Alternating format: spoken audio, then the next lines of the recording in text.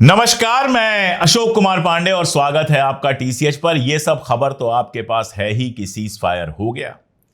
कैसे हुआ वो शर्मनाक है हिंदुस्तान की आवाम के लिए भी और पाकिस्तान के आवाम के लिए भी। दोनों सरकारों ने साबित किया कि वो ट्रंप के गुलाम हैं। ट्रंप अपने ट्रुथ सोशल मीडिया पर लिखता है, रूबियो अपने ट्रुथ सोशल मीडिया पर लिखता है, भारत और पाकिस्तान की बात थी, सीज फायर की घोषणा करता है। अमेरिका हमारे यहां अर्नब बड़ा पगलाया हुआ था, अमेरिका ने कैसे ये कर दिया, ट्रंप ने ऐसे क्या कर दिया। अरे भाई, तुम्हारे मालिक ने जब ट्रंप के सामने सर झुका दिया तो उसके बाद ट्रंप कुछ भी कर सकता है। और आज जो ट्रंप ने किया है वो तो और ज्यादा खतरनाक है। मैं उसके बारे में बहुत डिटेल से आपको बताऊंगा क्योंकि वो जुड़ा हुआ है मसला है कश्मीर से। कल जो हुआ वो कई मामले में बेहद खतरनाक था। सबसे बड़ी बात तो यह कि प्रधानमंत्री मोदी जनता के बीच में आकर मन की बात करते हैं, रेडियो चलता है, सब होता है, लेकिन यह 4 दिन तक सब कुछ चलता रहा। शहबाज शरीफ वहां रोज आकर बोल रहा था, अपनी जनता को संबोधित कर रहा था। कल भी शहबाज शरीफ आया और अपनी जनता को संबोधित किया। हमारे यहां जो 56-76 इंच के गृह मंत्री और प्रधानमंत्री हैं, उनके मुंह से एक लफ्ज नहीं फूटा, एक शब्द उन्होंने नहीं बोला। हमारी सेनाएं वहां पर लड़ रही थी, हमारी सेनाएं नुकसान पहुंचा रही थी, हमारी सेना के लोग शहीद हो रहे थे, बाउंड्री के लोग शहीद हो रहे थे, लेकिन हमारे प्रधानमंत्री चुप खड़े थे। एक शब्द जनता के नाम संबोधन नहीं किया। यहां तक नहीं लिखा एक बार कि चलो देश की सारी जनता एक है, मैं उसका शुक्रिया अदा करता हूं। कुछ नहीं, खामोश बैठे रहे, बिना आवाज के वीडियोस आते रहे कि पीएम साहब बहुत काम कर रहे हैं। और उसके बाद पीएम साहब जाने क्या काम कर रहे थे कि अमेरिका का राष्ट्रपति और अमेरिका का विदेश मंत्री लिखता है कि सीज फायर हो गया, और उसके बाद यहां से भी कह दिया जाता है सीज फायर हो गया, और 15 मिनट के अंदर पाकिस्तान सीज फायर तोड़ता है, लगातार हमले करता है। यह तो हमारी बहादुर सेना थी कि सारा कुछ बर्बाद कर दिया गया, सब कुछ खत्म कर दिया गया। गोदी मीडिया की हालत यह है कि एनडीटीवी 1 घंटे पहले लिखता है श्रीनगर के ऊपर 100 हमले हुए, और बगल में 1 घंटे बाद लिखता है कि श्रीनगर के ऊपर कोई धमाका हुआ ही नहीं। जम्मू कश्मीर के मुख्यमंत्री उमर अब्दुल्ला ने बाकायदा ट्वीट किया कि श्रीनगर के ऊपर धमाकों की आवाज सुनी जा रही है, और एनडीटीवी 1 घंटे बाद लिखता है कोई धमाका हुआ ही नहीं। तो गोदी मीडिया हमारा क्या कर रहा है वो बताने की जरूरत नहीं है। इस्लामाबाद, कराची सब जीत चुका है। उधर का गोदी मीडिया जो है हमारे पटना के उस पोर्ट को खत्म कर चुका है जो कभी बना ही नहीं। पटना के लोगों को नहीं पता था कि वहां पोर्ट है, लेकिन वहां के गोदी मीडिया ने पटना के पोर्ट को उड़ा दिया। दोनों जगह का गोदी मीडिया अपने अपने लोगों को खुश करने में लगा हुआ है। दोनों दावा कर रहे हैं हम जीत गए, असल में हार दोनों की हुई है, और वो भी अमेरिका के सामने। लेकिन मैं बात कर रहा था आज ट्रंप ने जो बयान दिया है, जो उसके ट्रुथ हैंडल से बयान आया है और जो वायरल हो रहा है। यह बयान है मसला कश्मीर के बारे में। 1971 में इंदिरा गांधी ने जब पाकिस्तान को हराया था तो सिर्फ हराया नहीं था, सिर्फ 2 हिस्सों में बांटा नहीं था, भुट्टो के साथ बैठकर शिमला समझौता किया था, जिसके बाद यह तय हो गया था कि मसला कश्मीर जब भी आएगा तो उसमें किसी तीसरे मुल्क की किसी भी तरह की दखल को स्वीकार नहीं किया जाएगा। दोनों सीधे बातचीत करके सुलझाएंगे जो सुलझाना होगा। और यहां ट्रंप कह रहा है कि वो मसला कश्मीर को सुलझाएगा, वो दोनों के बीच में समझौता करेगा। और इतना ही नहीं कह रहा है, 1000 ईयर्स को बाकायदा डबल कोट कर रहा है। लोगों को समझ में आना थोड़ा मुश्किल है क्योंकि कश्मीर की पॉलिटिक्स और कश्मीर के बारे में पाकिस्तान, हिंदुस्तान और दुनिया के ख्यालात से लोग कम ही परिचित होते हैं, कम जानते हैं कश्मीर के बारे में। कुछ लोग घूम के लौट आते हैं, कुछ लोग सिर्फ खबरें देखते हैं। कश्मीर की हिस्ट्री, कश्मीर के बारे में हिंदुस्तान और पाकिस्तान के नजरिए में जो फर्क है उसके बारे में अक्सर लोगों को नहीं पता होता है। हिंदुस्तान कश्मीर को मॉडर्न तरीके से देखता है, पाकिस्तान हिंदू मुसलमान की लड़ाई के तौर पर देखता है। इसलिए पाकिस्तान के लिए मसला कश्मीर जो है वो 1000 साल पुराना है। उसका दावा 1000 साल पुराने मुल्क का है। उसका दावा है कि 1000 साल से कश्मीर के अंदर चूंकि मुसलमान बहुमत में हैं, इसलिए कश्मीर अपने आप पाकिस्तान का हिस्सा बन जाता है। कश्मीर की किसी आजादी का उसने कभी समर्थन नहीं किया। ये सब कहने सुनने वाली बातें हैं। उसके लिए मसला कश्मीर का हल सिर्फ इतना रहा कि कश्मीर किसी तरह से पाकिस्तान में मिल जाए, और इसीलिए वो लगातार बात करता रहा रेफरेंडम की, जनमत संग्रह की, प्लेबिसाइट की। जब हिंदुस्तान में पंडित नेहरू राजी हुए थे प्लेबिसाइट के लिए, उन्होंने कहा था कि सिर्फ और सिर्फ एक शर्त है कि अमेरिका प्लेबिसाइट को मैनेज नहीं करेगा, अमेरिका प्लेबिसाइट का अफसर नहीं होगा, एक तीसरे मुल्क का कोई ऑफिसर होगा। इतने पर पीछे हट गया था पाकिस्तान, क्योंकि वो जानता था कि उस जमाने में प्लेबिसाइट वो जीत नहीं सकता है। जो प्लेबिसाइट का मसला यूएन में था, जिसको लेकर बड़ा शोर मचाया जाता है, वो प्लेबिसाइट सिर्फ कश्मीर घाटी में नहीं होना था, वो जम्मू में भी होना था, गिलगिट में भी होना था, बाल्टिस्तान में भी होना था, और पाकिस्तान ऑक्युपाइड कश्मीर, जिसको पाकिस्तान आजाद कश्मीर कहता है और जिसको उसने अजाब कश्मीर बना के रखा है, वहां पर भी होना था। और शर्त यह थी कि भारत की उतनी ही सेना वहां पर रहेगी जितनी सिक्योरिटी के लिए जरूरी है, पाकिस्तान को अपनी पूरी सेना हटानी पड़ेगी। तो प्लेबिसाइट का मामला इतना सीधा नहीं है जितना लोग लगातार कहते हैं। फिर भी चलिए, जो भी है जैसा भी है, 1971 में इंदिरा गांधी ने जब शिमला समझौता किया तो ये सारी चीजें अपने आप खत्म हो गई थी। अब ट्रंप कह रहे हैं कि 1000 साल पुराने कश्मीर मसले को सुलझाएंगे। कल तक जब लोग कहते थे कि पाकिस्तान से बातचीत कीजिए, कश्मीरियों से बातचीत कीजिए, मसला कश्मीर को सुलझाइए, तो मोदी जी के जो चेले चपाटी हैं, मोदी जी तो कुछ बोलते नहीं थे, जो चेले चपाटी हैं वो कहते थे हम तो पीओके भी ले आएंगे, बातचीत क्या करनी पाकिस्तान से। वैसे तो गए थे मोदी जी, शाल वाल लेके गए थे नवाज शरीफ की माता जी के लिए, बर्थडे मनाने वहां पर गए थे, बिना बुलाए गए थे। लेकिन उसके बाद ये वाला शोर शुरू हो गया। आपको याद है 370 हटने के बाद सीना ठोकते हुए हमारे गृह मंत्री ने क्या कहा था? इसलिए एग्रेसिव हूं कि जम्मू एंड कश्मीर के पीएको को आप भारत का हिस्सा नहीं मानते हो क्या? एग्रेसिव ना हो, जान दे देंगे इसके लिए। क्या बात कर रहे हो आप? एग्रेसिव होने की क्या बात कर रहे हो?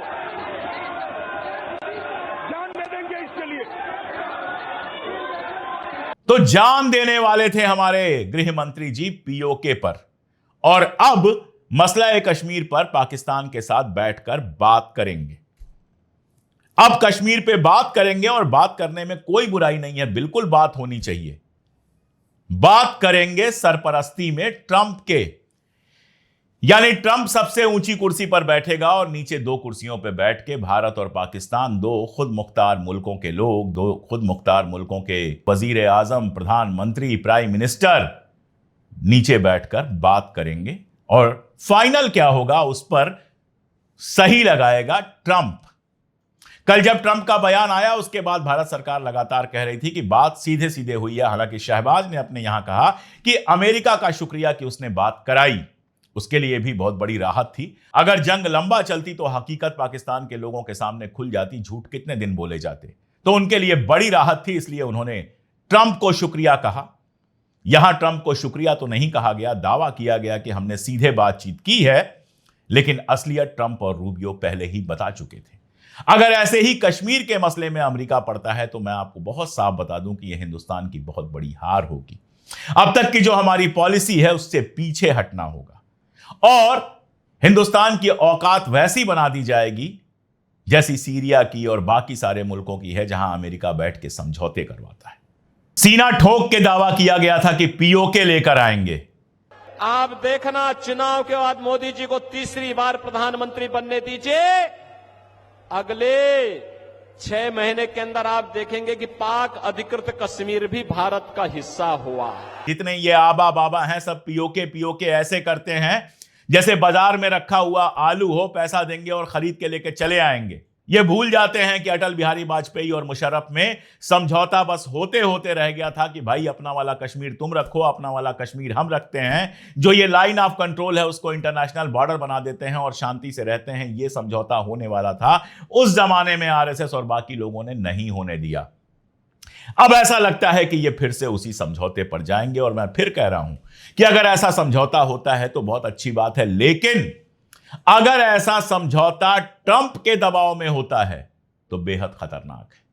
हमारे देश की संप्रभुता के लिए खतरनाक है। खतरनाक तो पाकिस्तान की संप्रभुता के लिए भी है, लेकिन जिस देश को इतना लोन चाहिए कि लोन चुकाने के लिए भी लोन ले, जिस देश को यह मानने में कोई शर्म ना आई हो कि वो आतंकियों को पालता है, जिस देश में ओसामा बिन लादेन पकड़ा गया हो, उसकी संप्रभुता तो पहले ही अमेरिका और चीन के पैरों में रखी जा चुकी है। वो तो अमेरिका और चीन से पूछे बिना कुछ कर नहीं सकता है।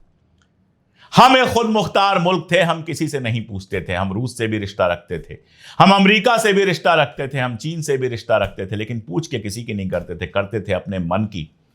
71 में जब निक्सन ने कहा तो इंदिरा जी ने कहा कि भेज दो, 76 नहीं, 76वां बेड़ा भेज दो, हमें कोई फर्क नहीं पड़ता है। और वही किया जो उनको करना था।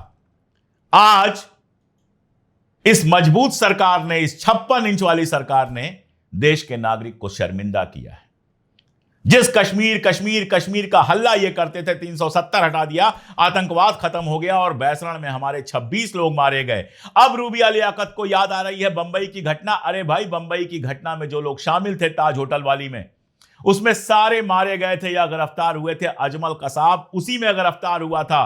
उज्जवल निकम नाम के वकील ने झूठ बोला था बिरयानी को, और वो उज्जवल निकम जाकर भारतीय जनता पार्टी से चुनाव लड़ता है। वो झूठा वकील था। अजमल कसाब के खिलाफ बाकायदा केस चला था जो उसमें शामिल था। हेडली को वापस लाया गया था इंडिया। अमेरिका ने टेक्निकल तौर पर दोबारा उसको बुला लिया और अभी भी वो जेल में पड़ा हुआ है। लेकिन हेडली को लाकर यहां पर सारी पूछताछ की गई थी और उसके बाद पूरी साजिश का खुलासा हुआ था। अजमल कसाब को फांसी दी गई थी। ये सारा कुछ आप भूल गए। ये सारा कुछ आप भूल गए और आप बंबई से तुलना इसकी करते हैं। मैं पूछ लेता हूं कि जिन 4 आतंकवादियों की फोटो जारी की गई थी वो कहां हैं? कितने मारे गए हैं उनमें से? कितने गिरफ्तार हुए हैं? जवाब है 0। ना आप पहलगाम के आतंकवादियों को पकड़ पाए, ना जो आपका दावा था कि हम पाकिस्तान पे ऐसा हमला करेंगे कि दोबारा आतंकियों को शरण नहीं देगा, ना आप उसको पूरा कर पाए। आप तो ट्रंप के सामने झुककर जाकर समझौता कराए। पता नहीं क्या वजह है। हो सकता है अदानी जी जो वहां पर लगे हुए हैं अपना केस खत्म कराने के लिए, कहीं उसमें ही मदद ना की गई हो। मैं नहीं जानता क्या थ्योरी है क्या नहीं है, लेकिन जो सच है, जो दुनिया देख पा रही है, जो मैं देख पा रहा हूं, जो आप देख पा रहे हैं कि ना केवल युद्ध विराम के मसले पर, सीज फायर के मसले पर ट्रंप ने वन अप किया। ट्रंप ऊपर था और उसके कहने पर आपने स्वीकार किया और अभी तक टीवी पर आकर कुछ बता पाने की देश को आपकी हिम्मत नहीं है। बल्कि मसला है कश्मीर पर भी ट्रंप खुल के बोल रहा है कि वो मध्यस्थता करेगा और सुलझाएगा, और आप खामोश बैठे हुए हैं, जवाब नहीं दे पा रहे हैं कि मसला है कश्मीर मेरा पाकिस्तान के साथ मसला है, बात करनी होगी तो हम तय करेंगे। तुम कौन होते हो? नहीं, आप नहीं कर पा रहे हैं। अब अमेरिका जमींदार है और आप उसके मजूर हैं, वैसे ही जैसे पाकिस्तान हमेशा से हुआ करता था। देश को आप मजबूत क्या बनाएंगे? आपने देश को और कमजोर कर दिया। दावे बड़े बड़े, 56 इंच फलाना घुस के ये वो, और कारनामा ये कि अब मसला कश्मीर पर भी घुसा हुआ है ट्रंप। 370 हटाने के साथ जो आपने अक्साई चीन का नाटक किया, उसके चलते चाइना भी आपका दुश्मन बन गया। आज चाइना खुल के कहता है हम पाकिस्तान के साथ खड़े हैं, और दुनिया का एक मुल्क नहीं है जो खुल के कहे कि आपके साथ वो खड़ा है। सऊदी अरबिया आया, उसने पाकिस्तान से भी बात की, आपसे भी बात की, बैकडोर डिप्लोमेसी की बात की। रशिया ने बात तो की आपके साथ खड़े होने की, लेकिन वो खुद उलझा हुआ है। वो क्या करेगा? जिस इजराइल को लेकर स्टैंड विद इजराइल आप करते थे, उसने कौन सी मदद आपकी कर दी? जरा मुझे बता दीजिए।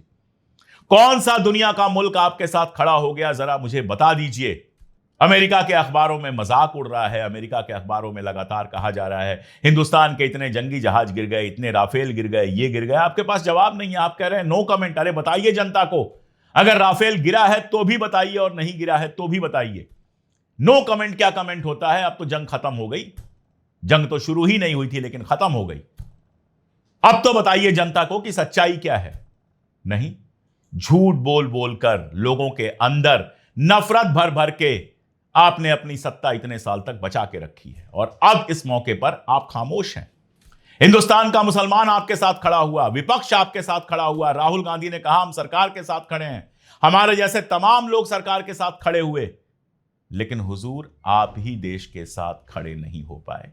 और जब आज के वक्त का इतिहास लिखा जाएगा तो इसको दर्ज किया जाएगा। आपका 56 इंच, आपकी सारी थ्योरी, आपकी सारी बड़ी बड़ी बातें झूठी साबित हुई हैं। और अब हालत यह है कि जो आपके भक्त हैं वो भी सोच रहे हैं कि यार कैसा यह हमारा भगवान था जो अपनी एक भी बात पर खरा नहीं उतरा।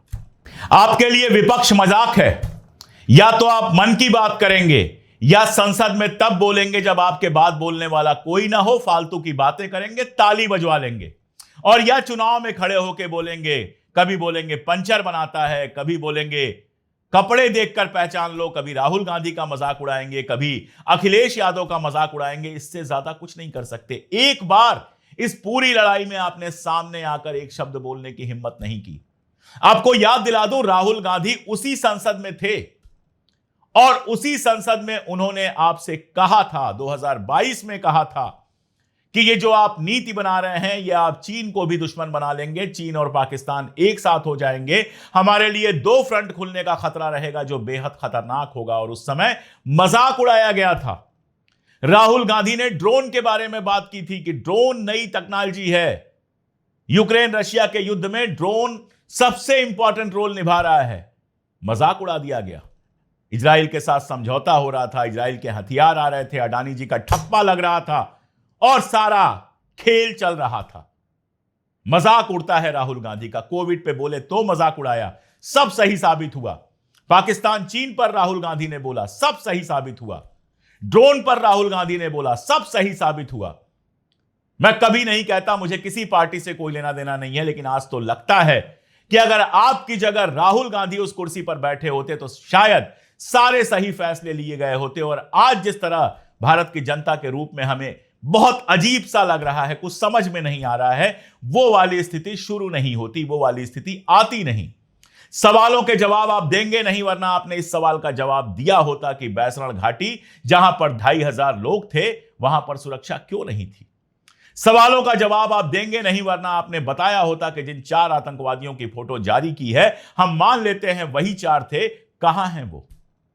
आपने तो आज तक यह भी नहीं बताया कि पुलवामा में इतना आरडीएक्स कहां से आया। आज तक पुलवामा की जांच में क्या निकला किसी को नहीं पता है। बातें बातें बातें, दूसरों का मजाक। मैं होता तो यह कर देता। एक पुराना वीडियो इनका चल रहा है बंबई की घटना के बाद का, उसमें कहते हैं काहे की बातचीत, कांग्रेस तो लव लेटर लिख रही है, सरकार लव लेटर लिख रही है। मैं होता तो यह कर देता, अरे लव लेटर में कम से कम लिखा हुआ दर्ज तो होता है रिकॉर्ड के लिए कि कल को उसका उल्लंघन ना हो सके। आप तो फ्लाइंग किस भेज रहे हैं महाराज, जिसका कोई रिकॉर्ड ही नहीं है। देश की जनता को पता ही नहीं है कि सीज फायर में क्या तय हुआ, क्या शर्तें हैं। देश को पता ही नहीं है कि यह सीज फायर कैसे किया गया, क्यों किया गया। देश को पता ही नहीं है कि सीज फायर होने के तुरंत बाद पाकिस्तान ने इतने आक्रमण क्यों किए। देश को कुछ पता नहीं है। देश को पता है तो सिर्फ इतना कि आपसे जिनकी उम्मीदें थीं वो भी टूट चुकी हैं। बेहतर यही होता कि इस्तीफा देते और राजनाथ सिंह जैसे किसी वरिष्ठ आदमी को, या जो भी आपकी पार्टी में आपको पसंद आता, उसको प्रधानमंत्री बना देते। इस 10-11 साल में आपने सिद्ध किया है कि चाहे नोटबंदी हो, चाहे बाकी सारी चीजें हों, आप सिर्फ बातों की बंदूक चला सकते हैं। सच में जब कुछ करने की नौबत आती है तो कुछ नहीं कर पाते। आज के लिए इतना ही, बहुत शुक्रिया।